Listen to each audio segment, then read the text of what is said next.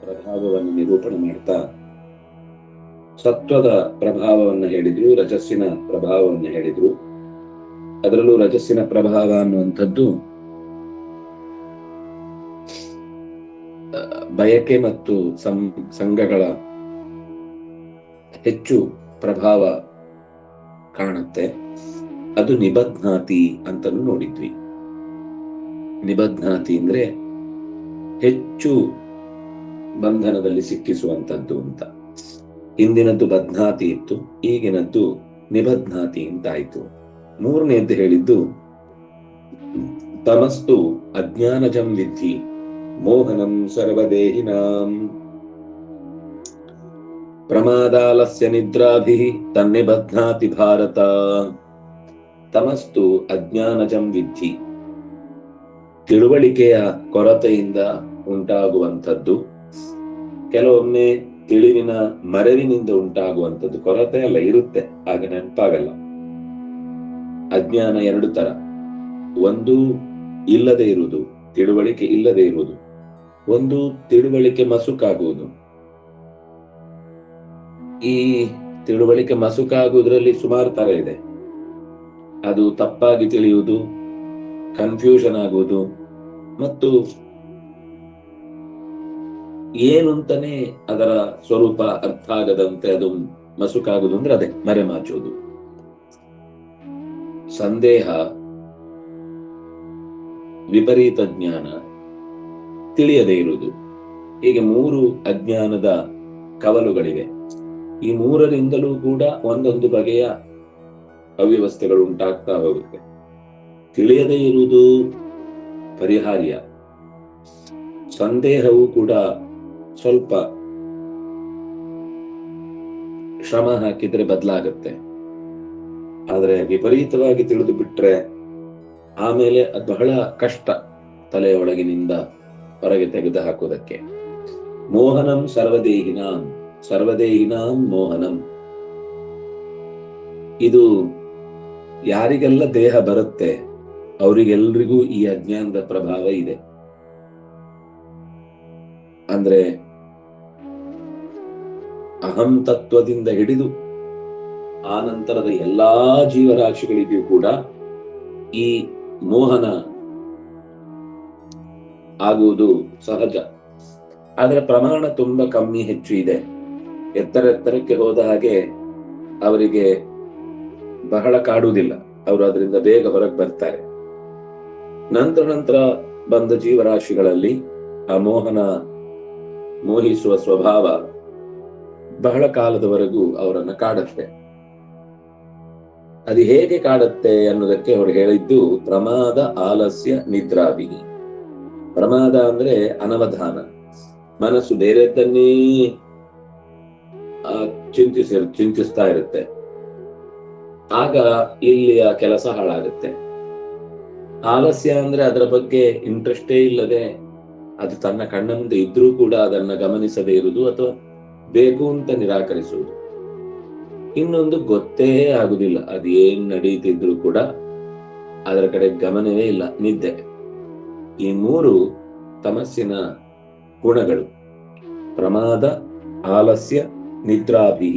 ಈ ಮೂರರಿಂದ ಮನುಷ್ಯನ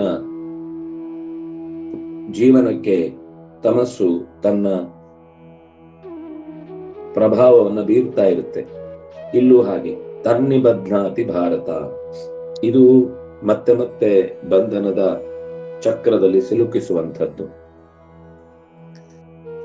ಅಜ್ಞಾನಂ ಜಾಯತೆ ಯತಃ ತದಜ್ಞಾನಜಂ. ಅಜ್ಞಾನ ಯಾವುದರಿಂದ ಉಂಟಾಗುತ್ತೋ ಅದು ಅಜ್ಞಾನಜ. ಇದು ವಿಚಿತ್ರವಾಗಿದೆ ಅನುವಾದ. ಯಾವುದರಿಂದಾಗಿ ಅಜ್ಞಾನ ಹುಟ್ಟುತ್ತೋ ಅದು ಅಜ್ಞಾನಜ ಅಂತ. ಅಜ್ಞಾನಂ ಜಾಯತೆ ಯಸ್ಮಾತ್ ತದ್ ಅಜ್ಞಾನಜಂ. ಅದು ತಮಸ್ಸಿನ ವ್ಯಾಪಾರ. ಅಂದ್ರೆ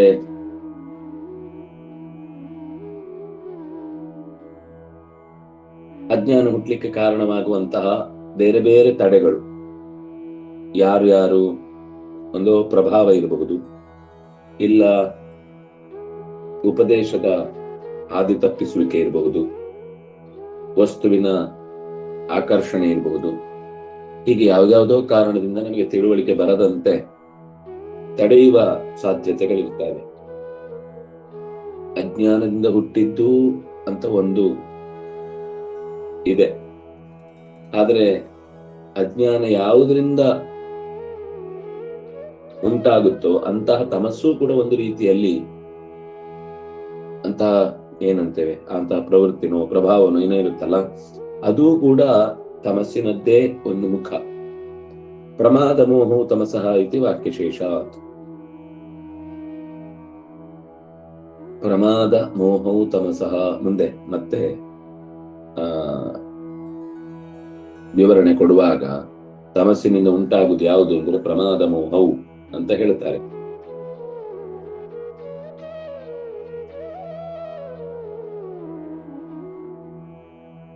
ಸತ್ವಂ ಸುಖೇ ಸಂಜಯತಿ ರಜಃ ಕರ್ಮಣಿ ಭಾರತ ಜ್ಞಾನಮಾವೃತ್ಯ ತು ತಮಃ ಪ್ರಮಾದೇ ಸಂಜಯತ್ಯುತ.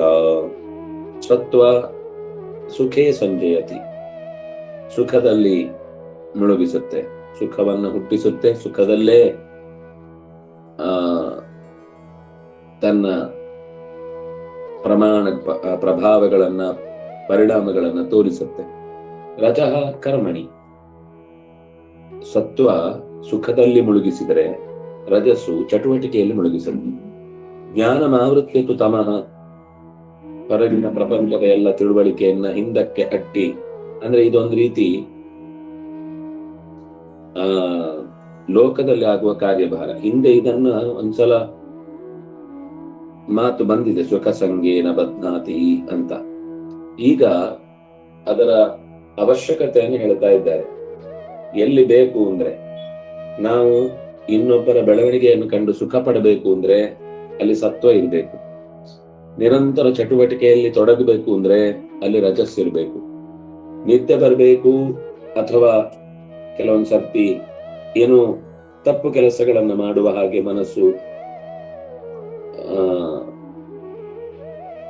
ಗಮನ ತಪ್ಪುವುದು ಅಂತ ಹೇಳುದಿದೆಯಲ್ಲ, ಅದು ತಮಸ್ಸಿನ ಪರಿಣಾಮದಿಂದ ಆಗುವಂಥದ್ದು. ಹಾಗಾಗಿ ನಿದ್ದೆ ಬರಲಿಕ್ಕೆ ಮತ್ತು ಚಟುವಟಿಕೆಯಲ್ಲಿ ಇರ್ಲಿಕ್ಕೆ, ಸಂತೋಷವನ್ನು ಅನುಭವಿಸ್ಲಿಕ್ಕೆ ಮೂರೂ ಗುಣಗಳು ಬೇಕೇ ಬೇಕು. ಈಗ ಈ ಶರೀರದಲ್ಲಿ ಇರುವಾಗ ಅದಕ್ಕೆ ಸಂಜಯತಿ, ಅದು ಹುಟ್ಟಿಸುತ್ತದೆ. ಅದು ನಮ್ಮಲ್ಲಿ ಪರಿಣಾಮವನ್ನ ಹೇಗೆ ಮಾಡುತ್ತೆ ಅನ್ನೋದನ್ನ, ಅದರ ನೇರವಾದ ಕಾರ್ಯ ಏನು ಅನ್ನೋದನ್ನ ಹೇಳಿದ್ರು. ಒಂದು ಸುಖ, ಇನ್ನೊಂದು ಕರ್ಮ, ಇನ್ನೊಂದು ತಿಳುವಳಿಕೆ. ಜ್ಞಾನಮಾವೃತ್ಯ ತು ತಮಃ, ಜ್ಞಾನಮಾವೃತ್ಯ ಅನ್ನೋದು ನಮಗೆ ನಿದ್ದೆಗೆ ಬೇಕಾಗುವಂಥದ್ದು. ಪ್ರಮಾದೆ ಅನ್ನೋದು ಎಚ್ಚರದಲ್ಲಿರ್ಬೇಕಾದ್ರೆ. ಅರೆಬರೆ ಜ್ಞಾನ ಮುಚ್ಚಿ ಹೋಯ್ತು ಅಂದ್ರೆ ಅದು ತಪ್ಪು ಕೆಲಸಕ್ಕೆ ಕಾರಣವಾಗುತ್ತೆ. ಪೂರ್ತಿ ಜ್ಞಾನ ಆವರಣಗೊಂಡ್ರೆ ಆಗ ನಿದ್ದೆಗೆ ಕಾರಣವಾಗುತ್ತೆ. ರಜಸ್ತಮಶ್ಚಾಭಿಭೂಯ ಸತ್ವಂ ಭವತಿ ಭಾರತ, ರಜಸ್ಸತ್ವಂ ತಮಶ್ಚೈವ ತಮಸ್ಸತ್ವಂ ರಜಸ್ತಥಾ. ರಜಃ ತಮಃ ಅಭಿಭೂಯ ಸತ್ವಂ ಭವತಿ, ರಜಸ್ಸು ತಮಸ್ಸಿಗಿಂತ ಸತ್ವ ಎಚ್ಚರದಲ್ಲಿದ್ದಾಗ ಸುಖ ಉಂಟಾಗುತ್ತೆ. ರಜಃ ಎದ್ದು, ರಜಃ ಸತ್ವಂ ತಮಶ್ಚೈವ, ಸತ್ವ ಮತ್ತು ತಮಸ್ಸನ್ನು ರಜಸ್ಸು ಮುಚ್ಚಿಕೊಂಡಾಗ ಚಟುವಟಿಕೆಯಲ್ಲಿ ಹೆಚ್ಚು ಆಸಕ್ತಿ ಇರುತ್ತೆ. ಅಂದ್ರೆ ಕೆಲಸ ಮಾಡ್ತಾ ಹೋಗುದು ಸಾಕು, ಬೇರೆ ಏನು ತಲೆ ಕೆಡಿಸಿಕೊಳ್ಳಿಕ್ಕೆ ಅದು ಆಸಕ್ತಿ ತೋರುವುದಿಲ್ಲ. ತಮಃ, ತಮಸ್ಸು ಪೂರ್ತಿ ಸತ್ವ ರಜಸ್ಸಿನ ಮೇಲೆ ತನ್ನ ಪ್ರಭಾವವನ್ನು ತೋರಿದಾಗ ಆಗ ಒಂದು ನಿದ್ದೆ ಬರುತ್ತೆ, ಒಂದು ಕೆಲಸ ಅನಾವಧಾನದಿಂದ, ಈಗ ಆಣಿ ಬಡಿತಾ ಇರ್ತಾನೆ ಗೋಡೆಯಲ್ಲಿ, ಏಕಾಗ್ರತೆಯಿಂದ ಬಡಿತಾ ಇರ್ತಾನೆ. ಒಂದು ಸರ್ತಿ ಏಕಾಗ್ರತೆ ತಪ್ಪುತ್ತೆ, ತಪ್ಪಿದಾಗ ಬೆರಳಿನ ಮೇಲೆ ಬಿಡುತ್ತೆ ಆಣಿಗೆ ಬೀಳಬೇಕಾದ ಪೆಟ್ಟು. ಅಂದ್ರೆ ಇದು ಪ್ರಮಾದ, ಅನವಧಾನ. ಲೋಟೆಗೆ ನೀರು ಹಾಕ್ತಾ ಇರ್ತಾನೆ, ಹಾಕುವಾಗ ಲೋಟೆ ಒಳಗೆ ನೀರು ಬೀಳ್ತಾ ಇರುತ್ತೆ. ಏನೋ ಒಂದು ಅಡೆತಡೆ ಉಂಟಾದಾಗ ಅನ್ನಿಸಿ ಕೈ ಮುಂದಕ್ಕೆ ಜಾರಿ ಲೋಟೆಯಿಂದ ನೀರು ಕೆಳಕ್ಕೆ ಬೀಳುತ್ತೆ. ಅದು ಮತ್ತೆ ಅನವಧಾನ. ಹೀಗೆ ಈ 3 ರೀತಿಯ ಪ್ರವೃತ್ತಿಗಳು ಉಂಟಾಗುವಾಗ ಉಳಿದ 2 ಸುಮ್ಮನಿರ್ತವೆ. ಸತ್ವ ಕೆಲಸ ಮಾಡುವಾಗ ಉಳಿದದ್ದು ಸುಮ್ಮನಿರುತ್ತೆ, ರಜಸ್ಸು ಕೆಲಸ ಮಾಡುವಾಗ ಉಳಿದದ್ದು ಸುಮ್ಮನಿರುತ್ತೆ, ತಮಸ್ಸು ಕೆಲಸ ಮಾಡುವಾಗ ಉಳಿದದ್ದು ಕಮ್ಮಿ ಇರುವುದಿಲ್ಲ ಅಂತಲ್ಲ, ಪ್ರಭಾವ ಕಮ್ಮಿ ಇರುತ್ತೆ. ಅದರಲ್ಲಿ ಪ್ರಭಾವ ಎಷ್ಟು ಕಮ್ಮಿ ಆಗುತ್ತೋ ಉಳಿದಿದ್ರದ್ದು, ಯಾವುದು ಆಗ ಜಾಗೃತವಾಗಿರುತ್ತೋ ಅದರ ಪ್ರಭಾವ ಹೆಚ್ಚಿರುತ್ತೆ. ಪ್ರಮಾಣ ಸತ್ವ ಜಾಸ್ತಿ ಆದಾಗ ಸುಖದ ಪ್ರಮಾಣ ಜಾಸ್ತಿ ಇರುತ್ತೆ. ಎಲ್ಲವೂ ಅಲ್ಲಲ್ಲಿ ಅರ್ಧ ಹಂಚಿಕೊಂಡು ಹೋದದ್ದಾದಾಗ ಯಾವುದು ಪೂರ್ತಿ ಆಗ್ತಾ ಇಲ್ಲ, ಸುಖ ಆಗ್ತಾ ಇದೆ ಅಂತ ಗೊತ್ತಾಗಲ್ಲ, ಚಟುವಟಿಕೆ ನಡೀತಾ ಇದೆ ಅಂತ ಗೊತ್ತಾಗಲ್ಲ, ಯಾವಾಗ್ಲೂ ಒಂಥರ ಚಾಡ್ಯದಲ್ಲಿದ್ದಾಗಿರುತ್ತೆ. ತಮಸ್ಸು ನಮ್ಮನ್ನ ಆ ರೀತಿ ಎಚ್ಚರದಲ್ಲಿದ್ರೂ ಎಚ್ಚರದಲ್ಲಿ ಇರುವ ಪೂರ್ತಿ ಸೌಖ್ಯವನ್ನ ಅನುಭವಿಸ್ಲಿಕ್ಕೆ ಬಿಡುವುದಿಲ್ಲ. ಸರ್ವದ್ವಾರೇಷು ದೇಹೇಸ್ಮಿನ್ ಪ್ರಕಾಶ ಉಪಜಾಯತೆ ಜ್ಞಾನಂ ಯದಾ ತದಾ ವಿದ್ಯಾತ್ ವಿವೃದ್ಧಂ ಸತ್ವನಿತ್ಯುತ. ಮತ್ತೆ ನಮಗೆ ಒಂದು ಎಚ್ಚರಿಕೆಯನ್ನ ಕೊಟ್ಟ. ಸತ್ವ ಅಂತಂದ್ರೆ ಆಗ ಪ್ರಕಾಶಕಂ ಅನಾಮಯಂ ಸುಖೇ ಸಂಜಯತಿ ಇತ್ಯಾದಿ ಎಲ್ಲ ಹೇಳಿದ್ರು. ಅದರ ಸತ್ವದ ಪ್ರಮಾಣ ಹೇಗಿದ್ದಾಗ ನಮಗೆ ಅನುಭವ ಆಗತ್ತೆ, ಏನ್ ಅನುಭವ ಆಗತ್ತೆ? ಸರ್ವದ್ವಾರೇಷು ಎಲ್ಲ ಇಂದ್ರಿಯಗಳಿಂದಲೂ ಕೂಡ ದೇಹದಲ್ಲಿ ಪ್ರಕಾಶ ಉಪಜಾಯತೆ ಜ್ಞಾನ ಬರ್ತಾ ಹೋಗುತ್ತೆ. ಪ್ರಕಾಶ ಅಂದ್ರೆ ತಿಳುವಳಿಕೆ, ಎಚ್ಚರ ಇರುತ್ತೆ. ಎಲ್ಲ ಇಂದ್ರಿಯಗಳು, ಕಿವಿನೂ ಸ್ಪಷ್ಟ ಕೇಳುತ್ತೆ, ಕಣ್ಣು ಚಂದ ಕಾಣ್ತಾ ಇರುತ್ತೆ, ನಾಲಿಗೆಗೂ ರುಚಿ ಗೊತ್ತಾಗುತ್ತೆ, ಮೂಗು ಚೆನ್ನಾಗಿ ಪರಿಮಳ ಗ್ರಹಿಸುತ್ತೆ. ಎಲ್ಲ ಇಂದ್ರಿಯಗಳಿಂದಲೂ ಕೂಡ ಜ್ಞಾನಂ ಯದಾ ತದಾ ವಿದ್ಯಾತ್. ಏನಾದ್ರೂ ಇದು ಹೊರಗಿನ ಇಂದ್ರಿಯಗಳಿಂದ ಆಯ್ತು. ಇನ್ನು ಜ್ಞಾನಂ ಯದಾ ತದಾ ವಿದ್ಯಾತ್ ವಿವೃದ್ಧಂ ಸತ್ವನಿತ್ಯುತ. ಮನಸ್ಸಿಗೆ ಏನಾದ್ರೂ ಒಂದು ತಿಳುವಳಿಕೆಯ ಆವರಣ ಉಂಟಾದಾಗ ತಕ್ಷಣವೇ ಜಾಗೃತವಾಗುತ್ತೆ. ಇದನ್ನು ತಿಳ್ಕೊಳ್ಬೇಕು ಅಥವಾ ಹೊಳೆಯತ್ತೆ, ಅಥವಾ ಇನ್ನೇನೇನೋ ಐಡಿಯಾಗಳು ಇದರ ಜೊತೆಗೆ ಸೇರ್ಕೊಳ್ಳುತ್ತೆ. ಇದೆಲ್ಲ ಸತ್ವಂ ವಿವೃದ್ಧಂ. ಸತ್ವ ವಿವೃದ್ಧವಾದಾಗ ಎಲ್ಲ ಇಂದ್ರಿಯಗಳಲ್ಲೂ ಕೂಡ ಒಂಥರ ಜಾಗೃತಿ ಇರುತ್ತೆ ಮತ್ತು ಆ ಇಂದ್ರಿಯಗಳ ಕೆಲಸವನ್ನು ಅತ್ಯಂತ ಚುರುಕಾಗಿ ಅರಿವಿನ ವಿಷಯಕ್ಕೆ ಸಂಬಂಧಪಟ್ಟಂತೆ ಎಚ್ಚರದಲ್ಲಿರುತ್ತೆ. ಸರ್ವದ್ವಾರೇಶು ಪ್ರಧಾನವಾಗಿ ಜ್ಞಾನದ್ವಾರ, ಕಣ್ಣಿರ್ಬೋದು, ಮೂಗಿರ್ಬೋದು, ಕಿವಿ ಇರ್ಬೋದು, ಬಾಯಿ ಇರ್ಬೋದು, ಚರ್ಮ ಇರ್ಬೋದು.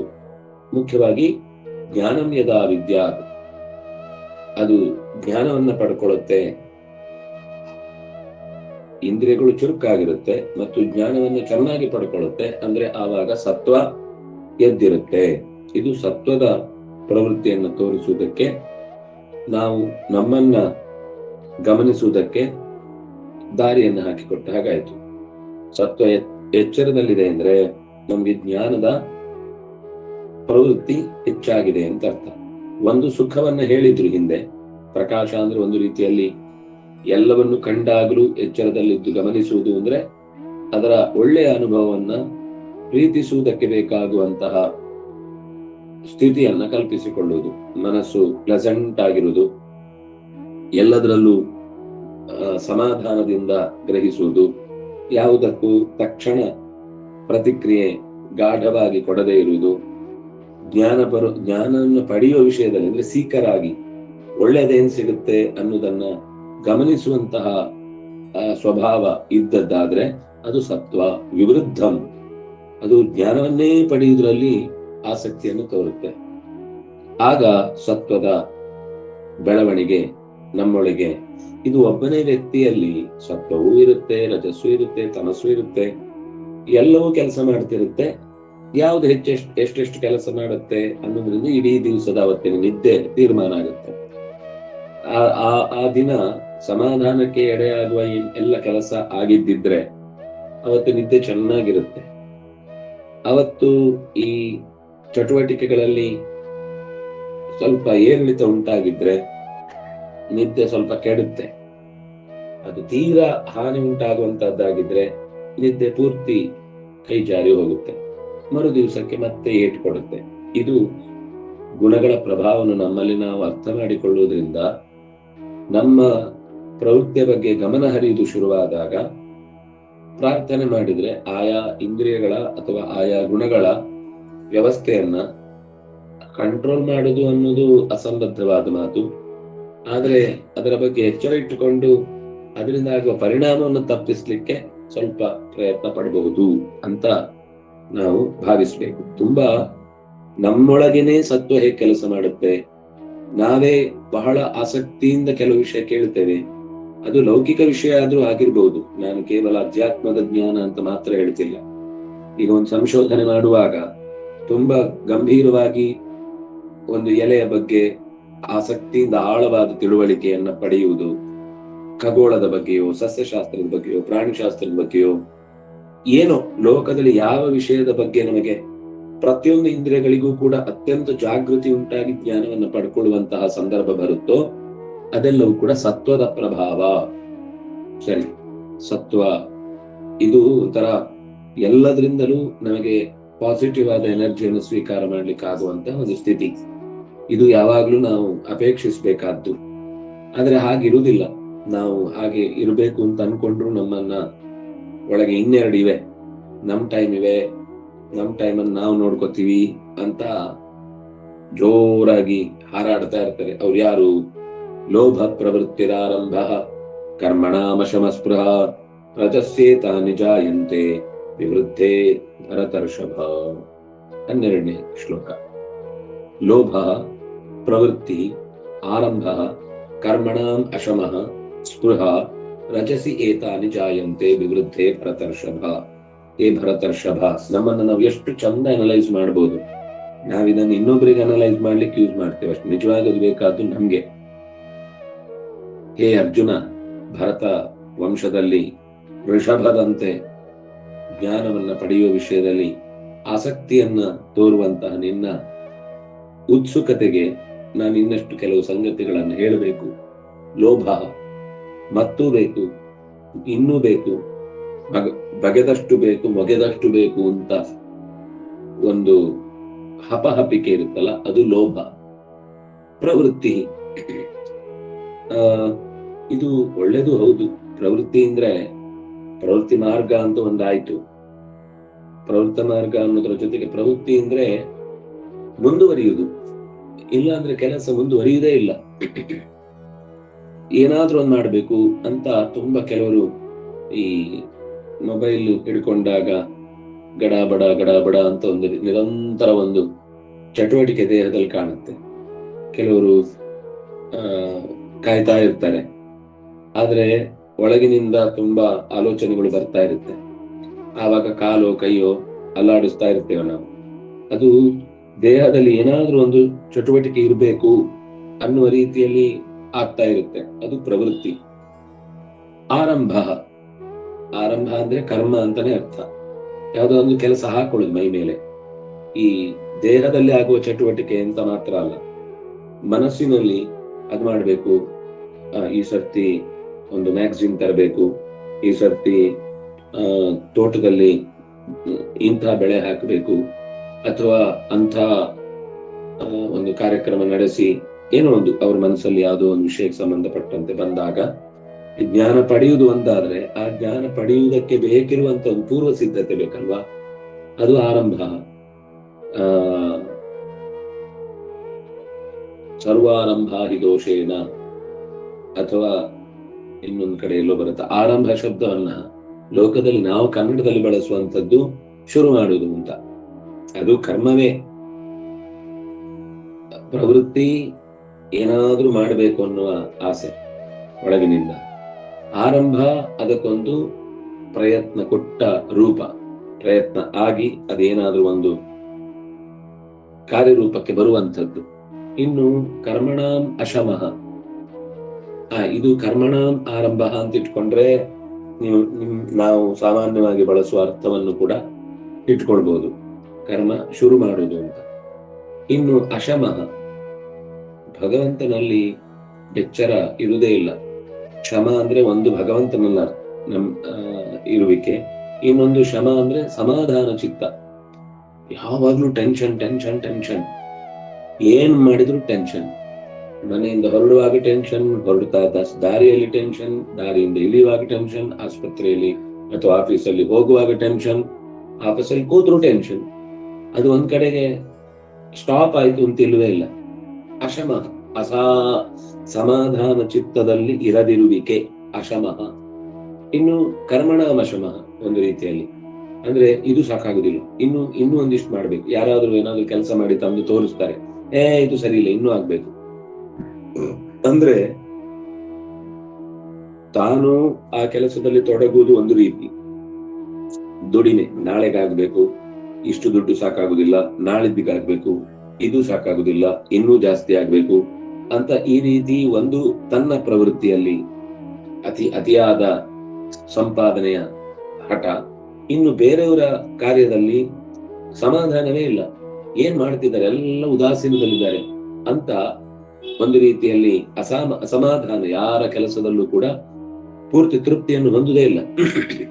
ಏನ್ ಮಾಡಿದ್ರು ಇದನ್ ಮಾಡಿಲ್ಲ, ಎಷ್ಟು ಮಾಡಿ ತೋರಿಸಿದ್ರು ಅದನ್ನ ಮಾಡ್ಲೇ ಇಲ್ಲ ಅಂತ, ಹೀಗೆ ಒಂದು ಇನ್ನೊಬ್ಬರ ಕಾರ್ಯದ ಚಟುವಟಿಕೆಯಲ್ಲಿ ಅಸಮಾಧಾನವನ್ನು ವ್ಯಕ್ತಪಡಿಸುವಂತಹ ಒಂದು ಸ್ವಭಾವ, ಅದು ರಜಸ್ಸಿನದ್ದು. ಇನ್ನೊಂದು ಸ್ಪೃಹ, ಏನಾದ್ರು ನೋಡಿದ್ರೆ ಆಸೆ, ಏನೇನೋ ಆಸೆ, ವಿಚಿತ್ರ ಆಸೆಗಳಿರ್ತವೆ. ಇನ್ನೂ ಬೇಕು ಅನ್ನೋದು ಲೋಭವಾದ್ರೆ, ಯಾವುದೋ ಒಂದು ವಿಶೇಷ ವಿಷಯದ ಬಗ್ಗೆ ಮನಸ್ಸು ಹಾತೊರೆಯುವುದು ಅಂತಾದಾಗ ಅದು ಸ್ಪೃಹ. ಇದೆಲ್ಲ ರಜಸಿ ಏತಾನಿ ಜಾಯಂತೆ ವಿವೃದ್ಧೆ. ರಜಸಿ ವಿವೃದ್ಧೆ ಏತಾನಿ ಜಾಯಂತೆ. ರಜಸ್ಸು ವೃದ್ಧಿಯಾಗಲು ಇವೆಲ್ಲವೂ ಕೂಡ ಹುಟ್ಟಿಕೊಳ್ಳುತ್ತೆ. ಓ ಭರತರ್ಷಭ ಅಂತ ಸಂಬೋಧನೆ ಮಾಡಿ ಹೇಳ್ತಾನೆ. ನನ್ಗೀಗ ಗೊತ್ತಾಗುತ್ತೆ, ಇನ್ನು ಬೇಕು ಬೇಕು ಬೇಕು ಬೇಕು ಅಂತ ಅನಿಸ್ತಾ ಇದ್ರೆ, ಈಗ ಹಸಿವಾದಾಗ ಇನ್ನು ಬೇಕು ಅನ್ಸಿದ್ರೆ ತಪ್ಪಲ್ಲ, ಯಾಕಂದ್ರೆ ಹಸಿವಿಗಾಗಿ ಬೇಕು.